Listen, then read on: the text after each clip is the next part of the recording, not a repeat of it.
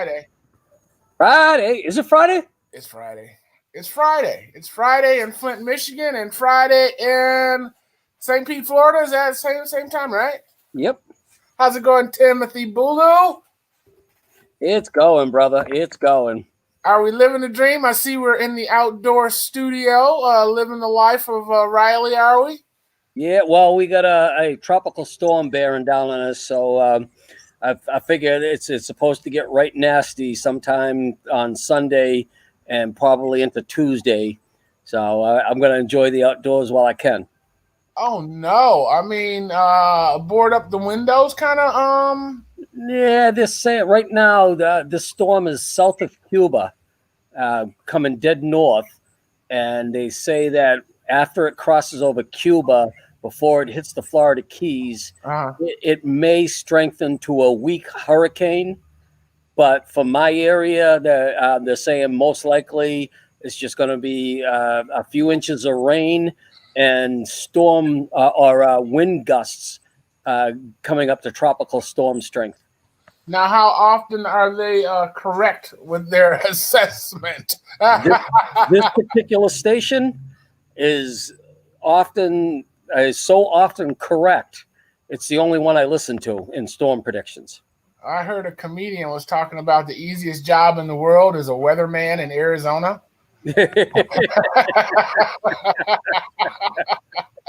Well, not just Arizona, because you get up in the high desert of California during the non-winter time, and it's about the same thing. What is it today? It's hot. Hot. What is it going to be tomorrow? Hot.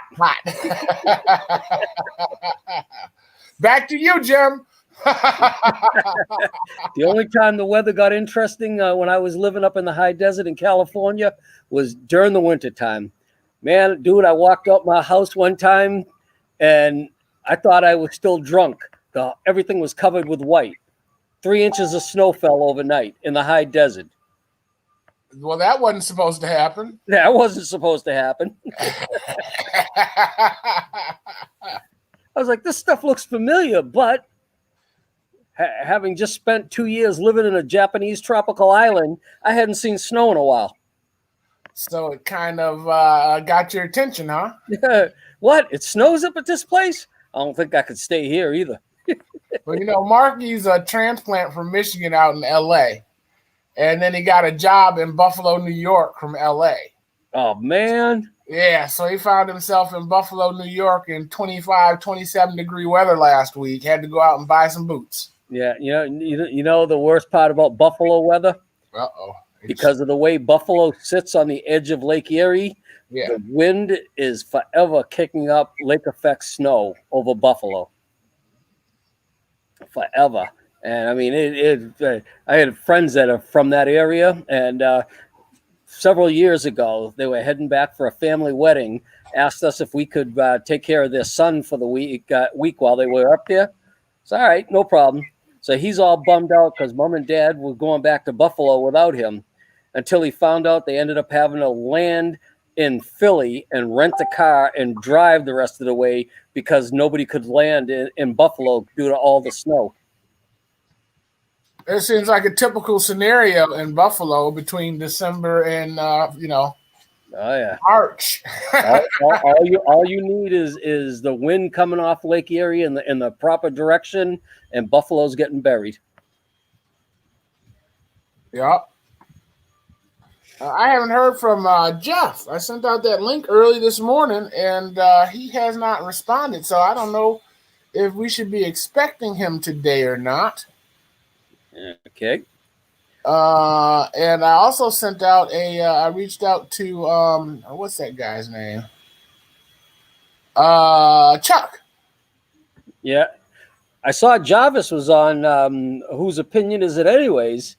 So I was expecting to see him tonight.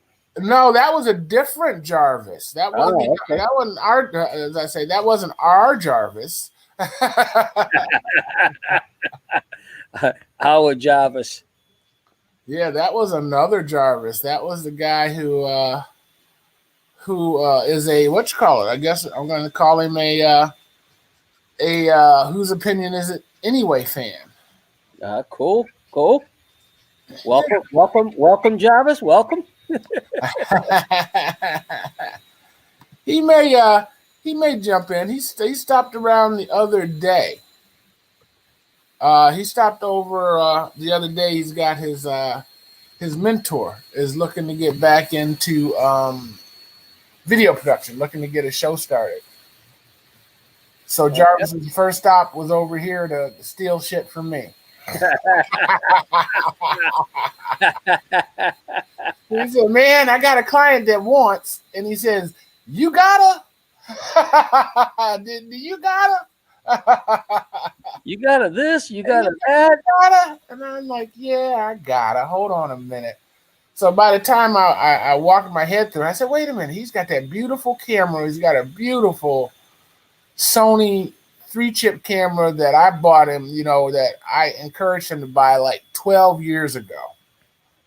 That still rocks. It's a beautiful camera, but he's got to have internet access at his site." I got nothing left for y'all, and that's really not fair. I need to stay off of.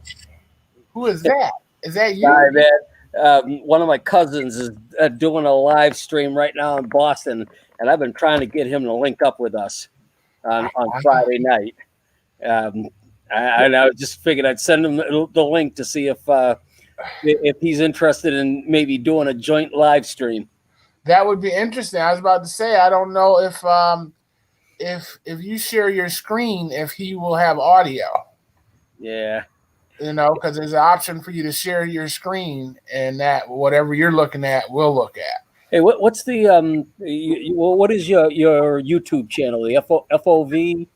Well, here's the deal. I got 5. Oh! Which one are we live on right now? You're live on Spectacle Productions on YouTube. On Spectacle? I thought I just looked there and I didn't see it. Yeah, it should be live on Spectacle Productions. It should be on Facebook, both Spectacle Productions. It should be on WFOV's YouTube page. The only place it's not going to be is Spectacle TV because I am in YouTube jail. Uh-oh. Yes. All right, there we go. Live now. Spectacle Productions. Yeah, I just... Boom. I just found it and was trying to make sure I got it muted fast enough I didn't start echoing. Too late. I heard my beautiful voice. Boy, do I sound good. Don't get more sexier than that, baby. That's a sweet voice right there. Ooh-wee. So I'm did I ask you about your travel plans? You got plans to go anywhere, or what are you doing? No major plans right now at this exact moment, but I did make a future plan that some people are asking me what kind of crack I'm smoking. These are people that like you and want you to live longer. Is that what it is? Well, I put $1,800 down on a 2-week lease of an Airbnb up in Onset by my mother's house for July 1st through the 12th, 2021. That's what I heard. Okay. So several people are asking me what kind of crack I'm smoking. Planning that far in advance. That's only 6 months, Timmy. Yeah, a little bit more than 6 months, but my daughter said to me, I said to her, "So are you coming?" "I don't know, Dad. That's way too far away for me to be planning."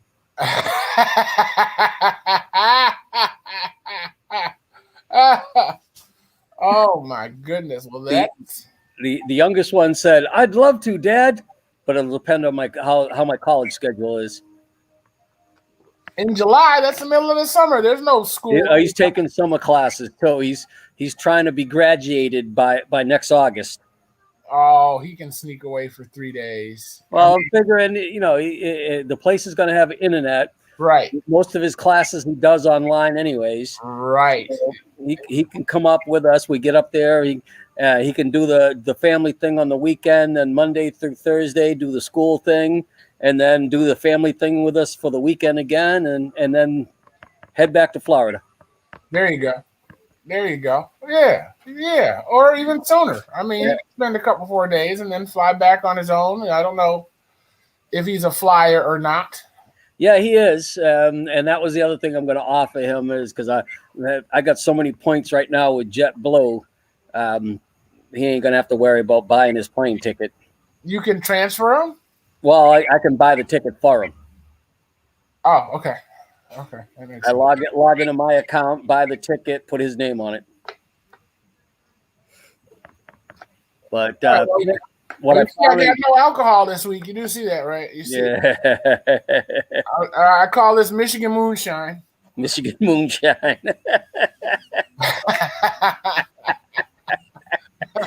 I tell you, one of my coworkers down here was telling us, actually, as a vendor's engineer, was telling me that he and his wife spent their 25th anniversary up in the mountains of North Carolina driving around.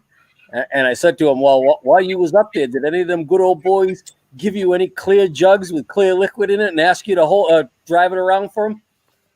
And he just started laughing. He wouldn't answer it. He didn't fess up to being a moonshine runner, huh? But the funny thing is, as we're sitting here talking on this sales call, all of a sudden I hear a gunshot in the background. And I said to him, what the hell is that? He said, that's my daughter out in the backyard shooting at coyote. So he's way out in the boonies out there, huh? It's in Florida. But I think I know the area of Florida he lives in. And yeah, you're out in the well. I mean, we get coyotes right here in my neighborhood in the city. But his daughter is 12. But the difference is, if I pulled out a rifle and shot at a coyote in my neighborhood, you'd be getting that broadcast from downtown jail cell. What's that gray color cinder block behind you? So, in a related note, me and my boy were sitting on the porch. I think it was today or yesterday, and we hear these bells, these church bells ringing. And I said, "Oh, that's pretty cool. You know, we can tell that it's noon by listening for the church bells." He says a lot of communities can't do that. And I says, you know what else we can do? We can tell it's 2 a.m. when we hear the pat, pat, pat, pat, pat, pat, pat of the gunfire. So we got two kind of chimes in Flint that let us know what time it is.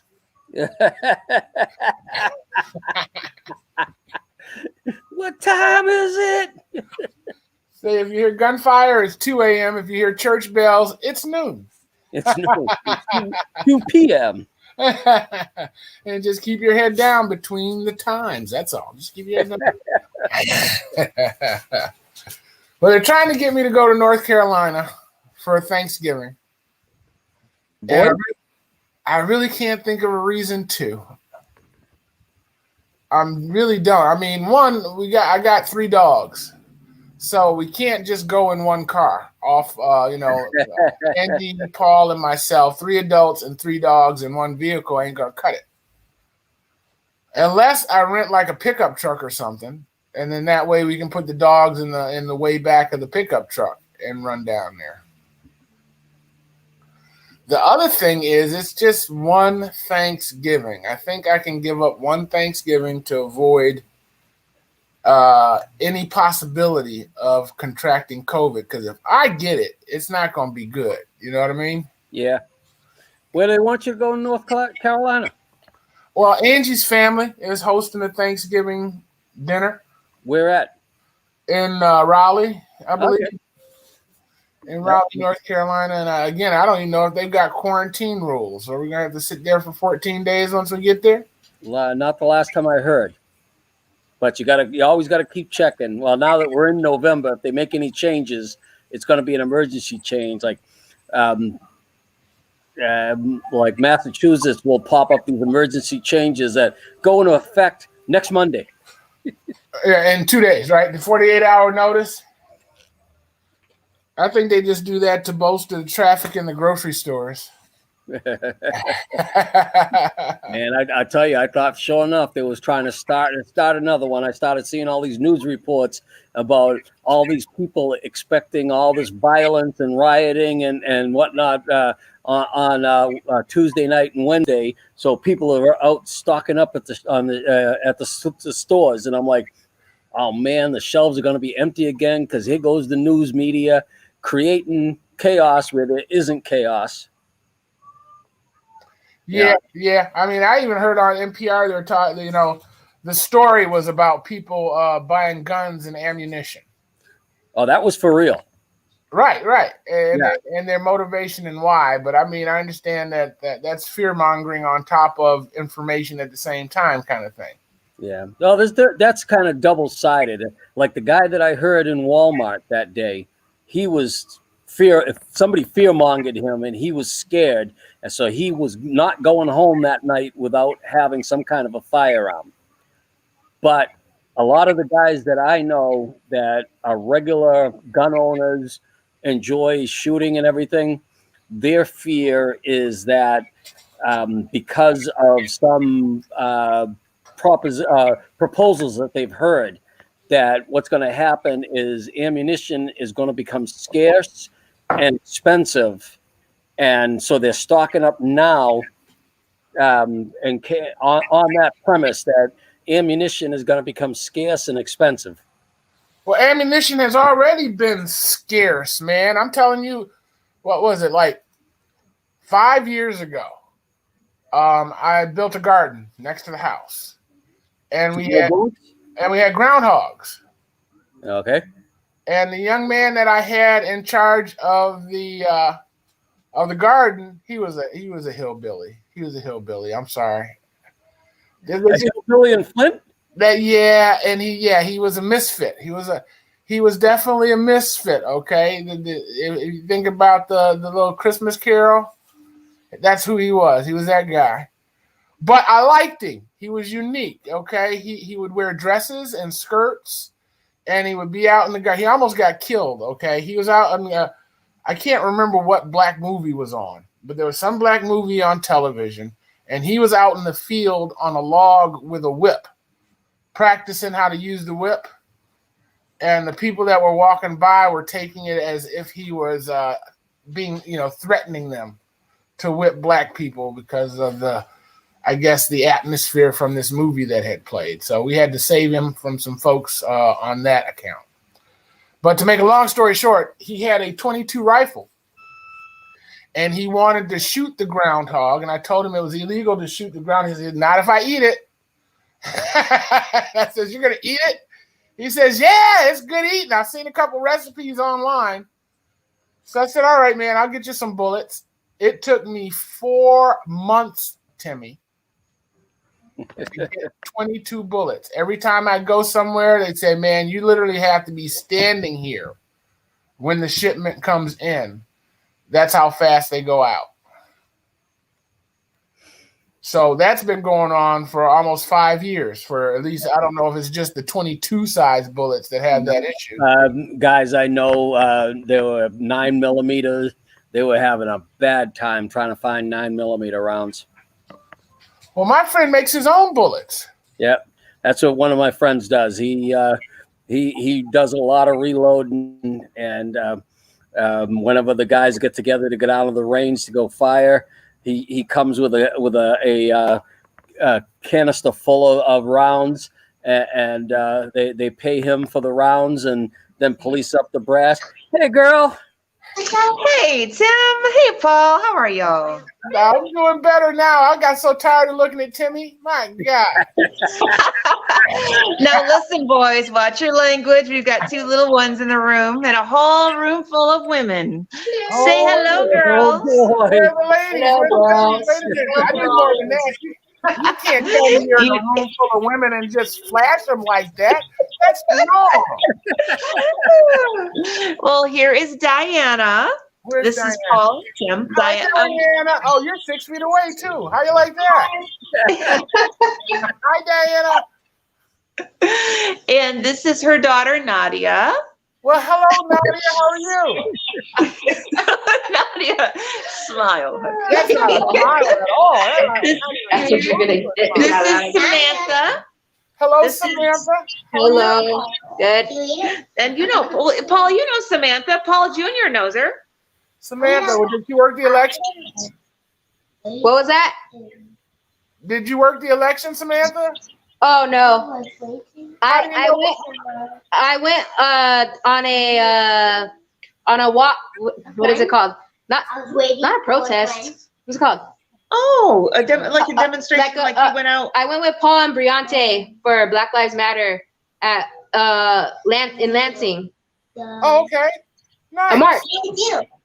Oh, a march. Yes. Very cool. Yeah. I ain't mad at you. More power to you, baby. More power to you. Yes, and then this is Hope. Hi. Well, wait a minute. There's a party going on. I wasn't invited to. Hi, Hope. How are you? Good. How are you? Great. Are you helping her break in her house? I mean, Breaking. Well, I don't know. We're just doing art, like a get together. Yes, it's a girls' night. Yeah. Did you show them all the stuff? I will. I'll show y'all. We've got a whole floor of There's wonderful things. Aria, I will get you, honey, right now.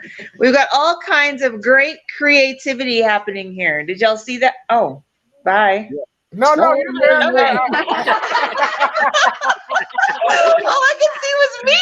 It's like, where'd you guys go? She's like, I'm sorry. I'm a director. I was trying to highlight the art supply. Right. Got you. Yes. So, and also, this is Samantha's little girl, Aria. And Nadia would like to show you her beautiful piece of art. I'm a little fuzzy though. Can you see it? We're going to go away. I'm going to go in on it. Okay, you're going in on it. It's got live stuff on it. Oh my God, kill it. What is it? Hold it like that. This is collage art that Nadia has made. There's feathers on it. Is there anything attached to that feather? Like did she stick a caterpillar on her thing? A bird. A bird. The feather is Not a real bird. sticking out. Yeah. I Not a real bird. I like it a lot. Okay, so, I got $5 on it. Nadia, you would have just sold your first piece of art. Your first piece. That's awesome. And then this is Aria's little piece. Nice, Timmy. You're gonna have to sit on that one. I'm out. Huh? It's still drying. You're gonna have to sit on that one, Timmy. I'm broke now. I haven't spent the bank. You didn't zoom in on it. I couldn't see it. Yes. So now here's the question that brings to mind. Oh, yes. Are you doing You this? are the best friends in my life. Oh, we are having a girls' night and lots of art going on. Lots of creative expression. It's all about women's empowerment. And yes. Why do you keep doing that? John, there you are. I thought that the girls' night was when you guys sat around and talked stuff about us. We do that too, but we haven't done that tonight. No, we no. What was that, Diana? Just a blank piece of paper. You heard it. Simply no. I'm thinking this is a setup, Timmy. I'm thinking this is a setup.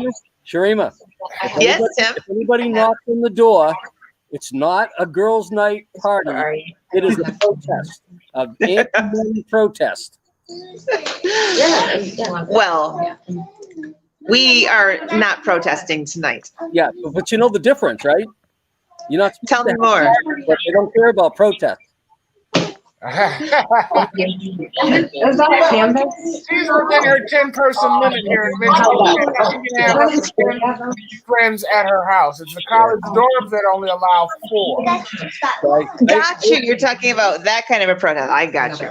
I occasionally have protests on my back patio, and there's usually meat on the grill and beverages in case people get hungry or thirsty.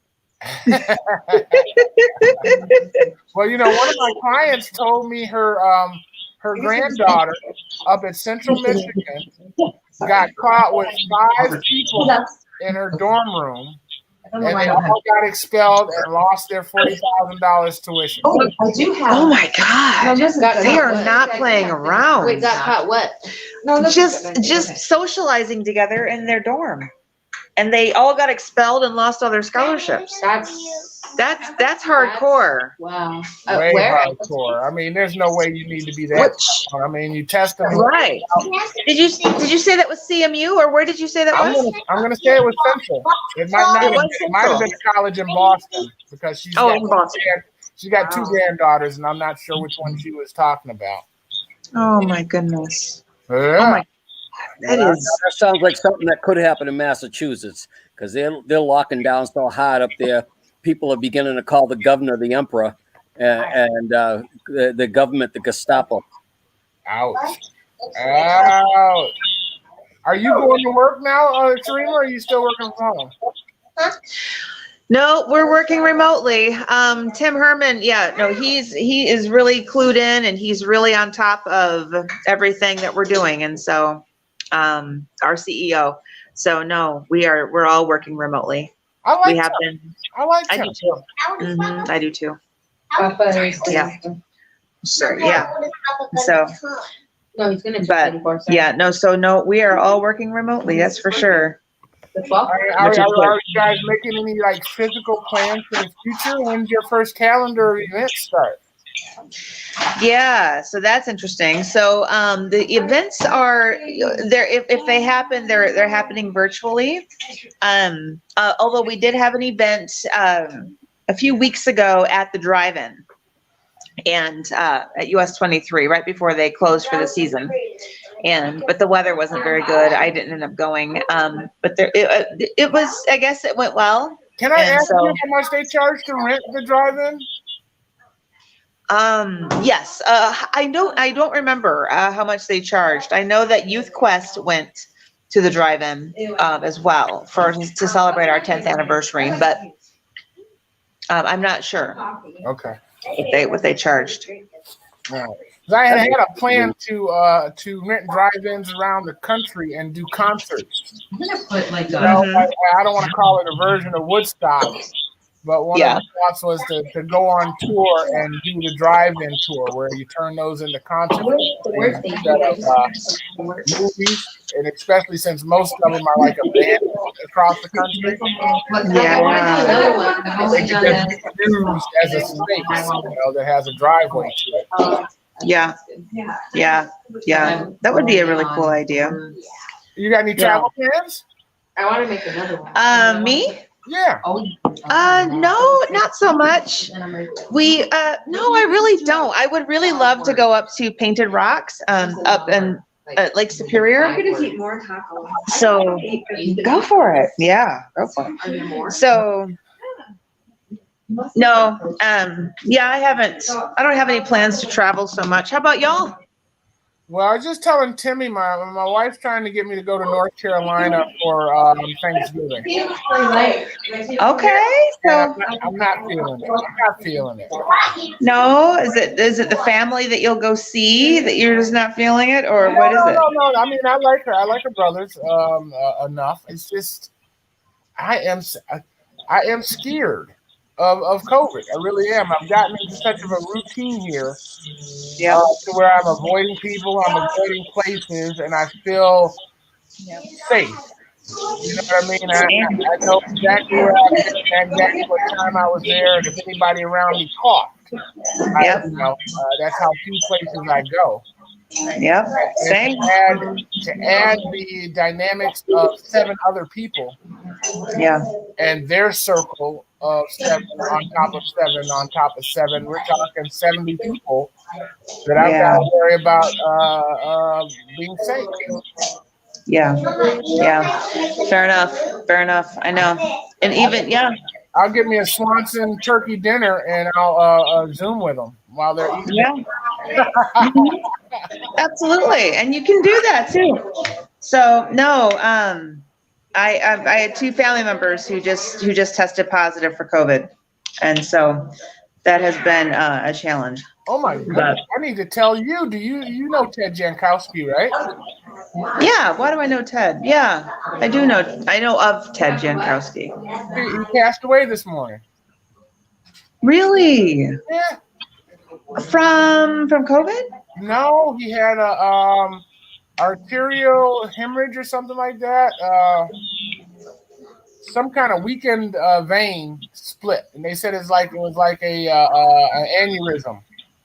Oh my goodness! I'm so sorry. Who did he? Where did he work? What did he do in the community? Because I know that name. Well, he used to own the mayoroflint.com or .org or something like that. Okay.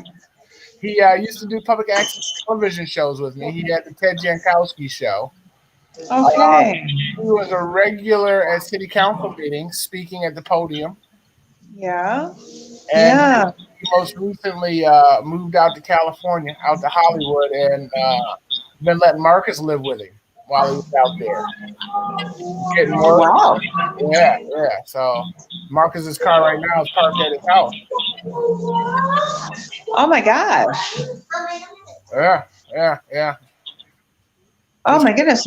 Wow. So Marcus is going to have to. You're supposed to be on the show tonight, actually.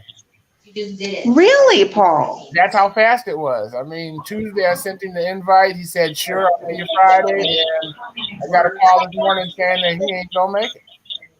Yeah, because he didn't make it at all. Didn't make it at all. He was in the hospital when it happened. He was in the hospital when it happened, and there was nothing they could do. Right. My gosh. Yeah, scary. Checked in at 10, checked out at 1. Oh my goodness. I'm so sorry.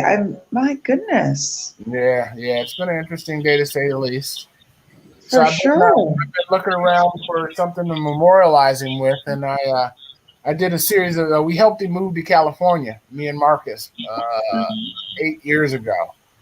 So I've got a whole 3 DVD set called the TED Tour, and it's our travels out there.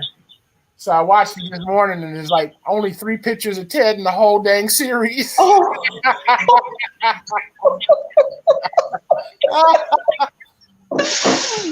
I'm like, maybe I should retitle this. So I've asked Marcus to send me some photos, and Paul's going to see if he's got any photos, and I'll try to put a little memorial piece together for him. Yeah. Am I right, buddy, man? I am very sorry. Yeah. It happened. I started thinking about your mentality, so I started doing a lot of stuff around the yard and making plans. Timmy, you can't die if you got plans. You hear me? That's what my oncologist said. I said the reason why I hadn't gone yet was because I keep making plans. That's all I'm saying. I'm following in the footsteps of the expert procrastinator. Timmy is my hero. He gives procrastination a whole new meaning. I can't go before July now because I've already paid for the house up in Mass for the 2 weeks and reserved a rental car. And if you reserve a car through AARP, you have to prepay the insurance. It's half the price of paying the rental car company. You got to prepay it. Well, you can always make sure that you have a shipping container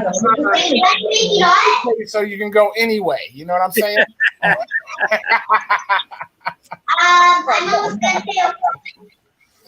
Man. All right, guys. Well, listen, I was just going to come in and just make an appearance and say hello from the party. They call that a cameo, Mr. Mills. They call that That's cameo. Right. And that would be me. You see her posing there? Did you see that, Timmy? Yeah, I saw that. Who sits like this? Moi. Who does That's okay, Sharima. I'm glad you came in and added some beauty to the show. Yeah. Oh, you're very kind, Tim. Tim, how are you doing? I'm doing pretty good. I have good days and bad days, but I wake up every morning, and I guess that's what counts. Okay. Yes, absolutely. Absolutely. I'll tell All Jarvis right, you said hello. To say hello to who? I'll tell Jarvis you said hello. He may be jacking in. Okay, great. Yeah, please do. Please do. I haven't talked to him in forever. He's trying to get Pastor Wheeler's show up and running, so he should be in here being nice to me. I don't know where he is. He should be in here though. Do I hear an or else in there somewhere, Paul? No or else's. Come on, these are clergy. I can't threaten the end of a cloth. When did you become so, actually having something for sacred cows? You got to respect the office. That's all I'm saying. When he went over 55 and started realizing he's on the downhill slide. I like to hedge my bets, ladies and gentlemen. I keep 1 foot on both sides of the line. You hear me? Just in case I got it wrong.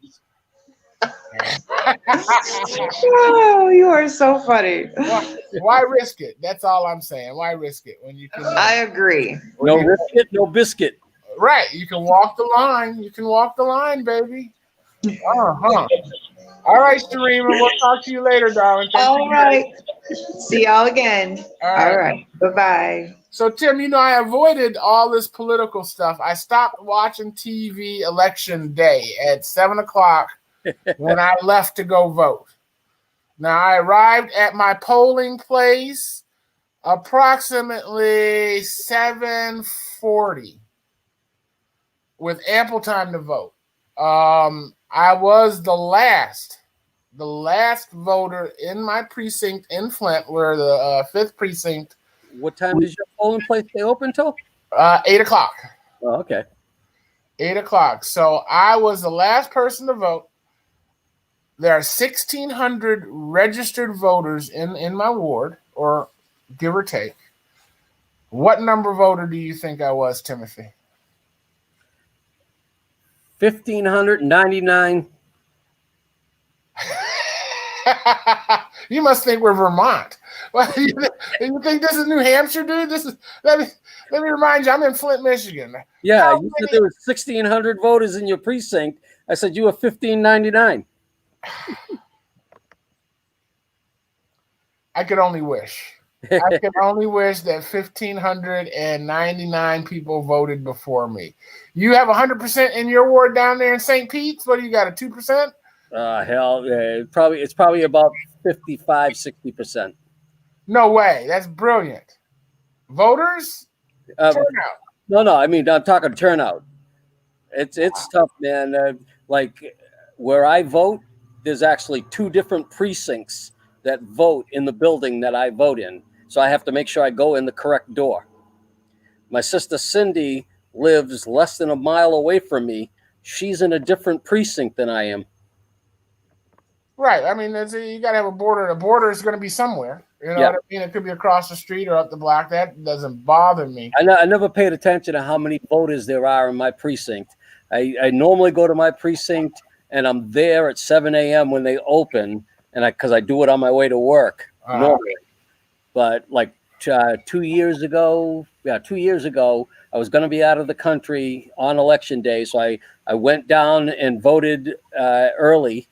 And it was such a great experience going down to the county supervisor's office, walk in, walk out 10 minutes later, completely voted, that I decided to do it again this election.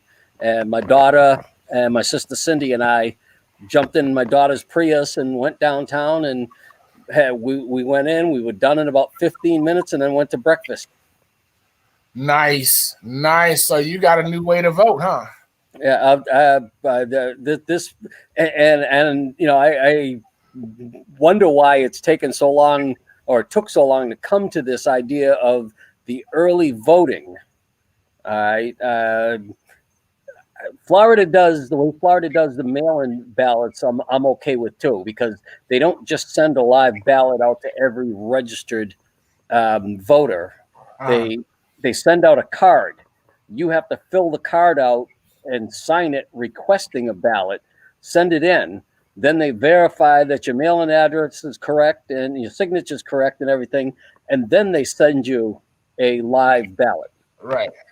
So it's not just everybody and there's like That's what they did here, but everybody and their mama was sending you applications. Yeah. League of Women Voters, NAACP, and that don't happen in Florida. Only the supervisor of elections office can send you that request for a ballot, mail-in ballot. Okay. Well, it's controlled who's sending out, and so when the ballot request happens, you don't have like one person filling out 4 different ones because they were like, oh, I already filled one. Well, maybe it wasn't right, so let me fill it out again. Right. I can see. I mean, I can see the confusion because, like I said, I got a slew of them in the mail. And listen, my phone was ringing at least 7 to 8 times a day. Yep. The last week of the election, with people asking me who I was voting for, do I need a ride, would I like a popsicle, just anything. We don't answer the house phone. That house phone is there. That's the number to give when you don't want to give your cell phone number out. That's what the house phone's there for. And that was ringing off the hook all day long. And the killer part was one of the calls that was consistently coming about every hour on the caller ID said FLA Dems. And I'm like, okay, Florida Democrat, State Democrat Party, okay. But then next thing I know, they're texting me on top of calling my house. All right. It's like, okay, because you're not getting a call on my phone, you're going to stop blowing up my cell phone with texts? Yeah, that's exactly what happened. And then I had one that texted me, said, hey, Pamela, blah, blah. And I wrote back, this is not Pamela's phone. And the person immediately texted me back, said, well, okay, are you a registered Democrat? Will you vote like this? And I wrote back, no, I'm a registered Republican, and I already voted for Trump. And it was like, click. That was the end of conversation. No more. No more conversation. 1,600 folks, people. 1,600 folks in Flint. 1,600 registered voters in the 5th Ward in Flint, Michigan. I couldn't be the first one to vote, but I was the last one to vote. Guess what number I was? 2? Close. We increased it by 2. Angie and I went and voted together, so we increased the number by 2. So it was 2 less when we got there than it was when we left. 1,600, Timmy. Come on, 1,600 registered voters. Now, if we were doing like St. Petersburg, we'd have had 800 folks, right? 50%. Yep. We'd have had 800 folks voting in our ward. Guess how many folks we had vote in our ward? 5. 176. Okay, and that surprises me only mainly for the one reason. Okay, Joe Biden got afraid enough about that endorsement for Trump that come out of your boys there, Maurice, yeah, that he quickly planned a surprise stop in Flint, Michigan, to try to rally the troops, and I would think that would have driven everybody to the polls. Yeah, I don't know. This COVID thing is kind of weird, so you can't really judge. Did that number also include the people that mail-in voted or early voted? No. And that was one of my points. I was hoping that 1,400 some odd folks voted early. Yeah. I'm going to be curious to see what the final numbers are. My ward always disappoints me. Yeah, it really does. And we're made up of educated people, which is at least that's what I thought. So let me ask you it this way, because this is my sneaking suspicion, and and it goes on a lot around me down here too. Do people show up for these elections and vote in the major races and skip voting for like your ward representative, whatever you call him, and your mayor? It's even worse. It's abysmal. when it's not a major election that's been in the news for forever. You know, our prosecutors and our school boards are barely even. I mean, there's like, 500 people in this town can run the town. If you had a coalition of 500 people and decided to vote in a block, you could rule this town. And that's the thing that kills me, right? Because the biggest complaints that I hear about what needs to be fixed in day-to-day life are issues that are fixed at the local level, not at the federal level. So if you're looking to the federal government to fix what's wrong in your school system, you're looking in the wrong direction. If you're looking at the federal government to fix a problem in your police department, you're looking in the wrong direction. You're supposed to be holding your local government accountable for that. It's like here, schools are funded at the county level. So like I'm in Pinellas County. Okay. And all the schools, there's one budget, county budget for the schools, and the money is evenly distributed amongst the schools. Yet we have some schools that fail and some schools that exceed. Okay? Where's the problem here? Is it the state? Because that's what everybody keeps pointing towards, is the state is the problem. The state is not funding it well enough. The state is not doing this. The state is not doing that. And I'm going, wait a minute. The county evenly distributes everything, and you have schools that succeed and schools that fail. How does that happen? It's not a money issue. It's a leadership issue. You know, my kids, when I first moved down here, my intention was, I still own the house up in Mass, and my intention was to sell that house and put my kids into private school because I just wasn't going to take a chance with a public school education. But at first I couldn't do that because I wasn't selling the house. So my son Thomas went to the kindergarten at the public school right around the corner. I got to meet the principal down there, and Miss Proper was her name. And she didn't take any backlip or guff from the students, but she also didn't take excuses from the teachers. So the teachers were expected to do their job, and she backed the teachers up. My son Thomas one time they had this thing called the ABC, Alternative Behavior Classroom. If you were disruptive in a class, the teacher just needed to push the intercom button, and a principal's aide would come down, grab the unruly child from the class, take them to the principal's office to have a conversation with Miss Proper. Then they would go into the alternative behavior classroom, and before they could go back to their mainstream classroom, the teacher and the parents had to have a conference. One time, I had to go in for a conference with my son's kindergarten teacher. One time. I came home and I told him, I said, boy, if I ever have to do that again, you ain't going to be able to sit down. I said, not only did you waste my money yesterday by disrupting that class, you wasted the money of every other parent with a child in that class. But that was the way that Miss Proper ran her school, and these kids were doing great, and it was a succeeding school. Well, then they decided to send her to another school to fix that one because it was failing. They moved this principal into this school, and all of a sudden, 2 years later, this school's failing. All right. So, I mean, that woman was a gem, right? Right. Well, the thing is, what I found out, the difference down here in Florida versus Massachusetts is here in Florida, the principal is the CEO of that school.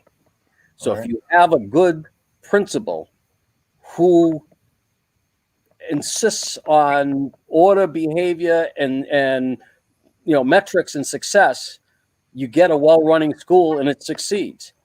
But if you get a principal that is afraid of dealing with the parents that call up and complain and doesn't support the teachers, then you get teachers that feel like they got no backing, and pretty soon the school's failing. But I mean, isn't our school system set up to just mill out plebes and factory workers and McDonald's workers? And I will say in my experience here in Pinellas County, not necessarily. It all depends on the principal of the school and what is the tone set in that school and the expectation. Now, the high school that my daughter and my youngest son went to for 2 years. My daughter went all 4 years. My youngest son went 2 years. It's in an area where you have a lot of single family homes or single parent homes. And a lot of these kids aren't getting much discipline. And that school is failing miserably. So what they thought they would do is they took these 2 magnet programs that you have to have a minimum of a 3.5 GPA to stay in. And they moved those into the school to blend in with the mainstream students, thinking it would boost the GPA of the school up high enough to get it to be a passing school again.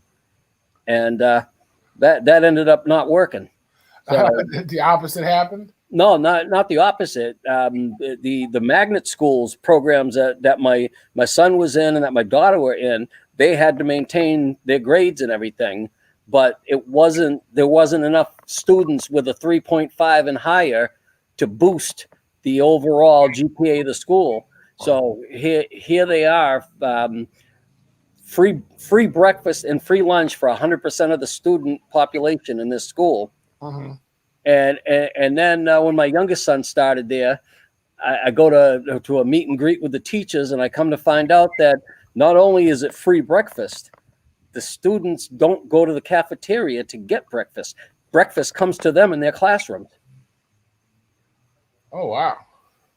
That's to make sure that their excuse, the student doesn't miss out on breakfast because he didn't get up and moving out of his house early enough to get to school and get breakfast before going to his first period class. So they set aside time in first period for them to eat breakfast. Yeah, there's a cart that goes down the hallway, and the students can go out and grab some breakfast and bring it back in the classroom. Yeah, I'm not against being creative. I'm still a little confused about our local school system. I know Flint's got a school district, and then we got a county school district. But the last I heard was that the CEO of the county school district was making 6 figures. She had 3 assistants that were making 6 figures. Yeah, that's the one if you ever want to really, really, really have your jaw drop, because in Massachusetts, the school system is funded by each individual town or city from the real estate taxes from that town or city. Right.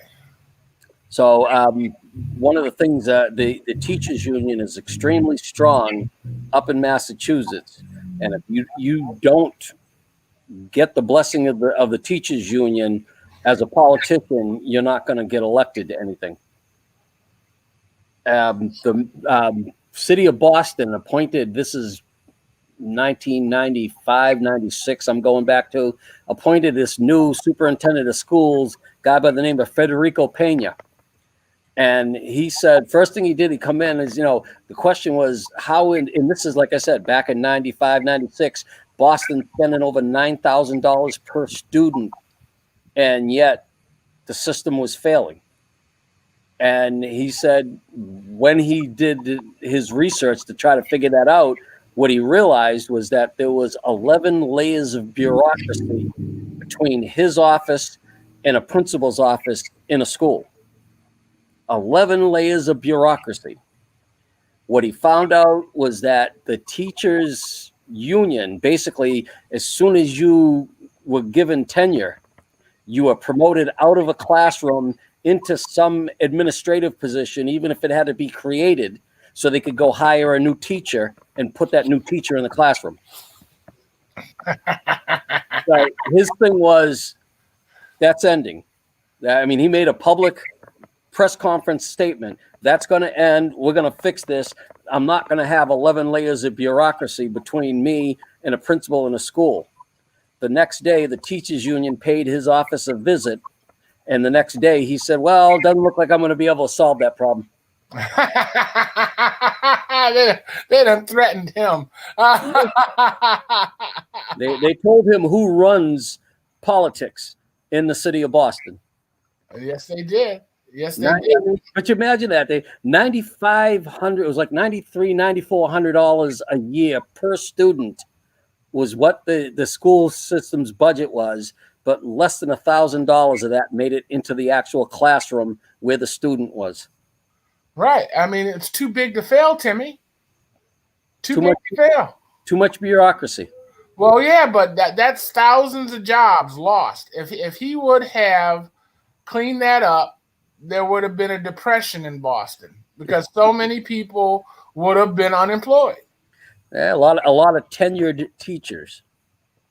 A lot of tenured teachers would have been on that, so they could only live off their pensions and not the side gig, the re-contract. Now, keep that one in mind because I've had a conversation similar to that with a few people who want to basically clean out and cut the DoD budget, Department of Defense, and I say to them, okay, just think about that. I mean, I'm not against having that conversation if that's where our priorities are, but you better have a plan for all the people you're going to put out of work when you put these defense contractors out of business. Well, they could start working on the space station that we need to go to Mars with, Timmy. Come on, damn it. Uh-huh. Right? I mean, we can redirect them like they're talking about this Green New Deal.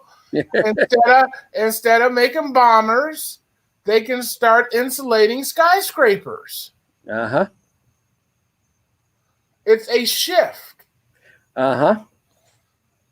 What's up with that? I mean, if we can retrofit to make ventilators in less than 4 weeks, I'm pretty sure we can retrofit to do something else. I mean, solar cars, solar spaceships. We got to have some way to get your premise is that DoD contractor should be able to shift his entire line of work because General Motors was doing something that was close to making a ventilator, so it wasn't much of a shift to switch over to making ventilators.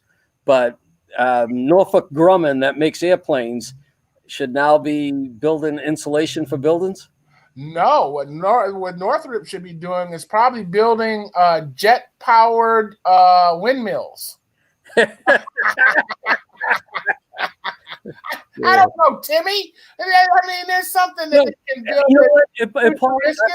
I don't know either. But the thing is, we can't just throw out, that's what I'm saying to these people. You can't just throw out concepts because they sound good, but you haven't thought them all the way through. Well, yeah, you throw out concepts because that's what they are, is concepts. And it's brain farting. So until one of the farts stink, you keep throwing them out. Right. So it's great to say, well, we can just cut the DoD budget and get rid of the Department of Defense. No. Okay. I'm not against having that conversation. Nothing should be off the table. Let's talk about adult conversation about the way this country spends money. Well, we could do another WAP program. We could put monorails and what is that new thing? They were talking about the drop ship. Have you seen that? Where you can get to anywhere on the planet in 40 minutes by drilling a hole from here to there through the earth. Uh-huh. Have you seen that? And I'm the one that's smoking crack. Dude, it's fabulous. It makes so much sense.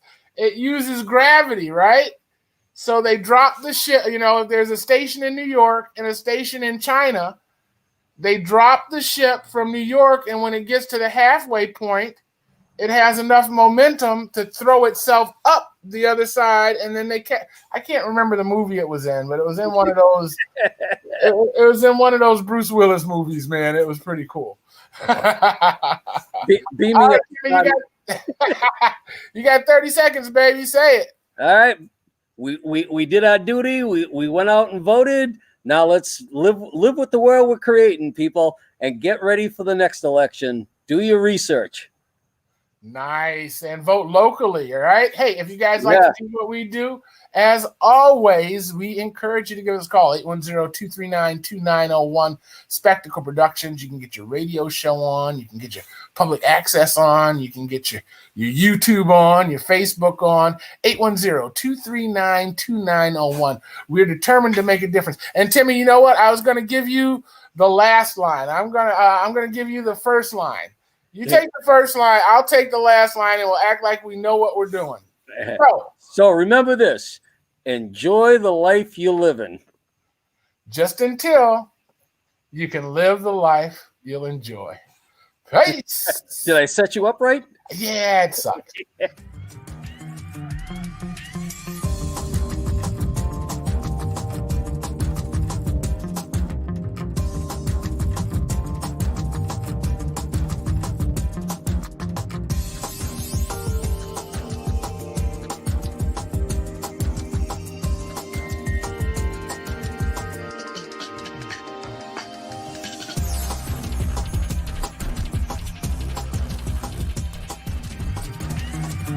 Thank you.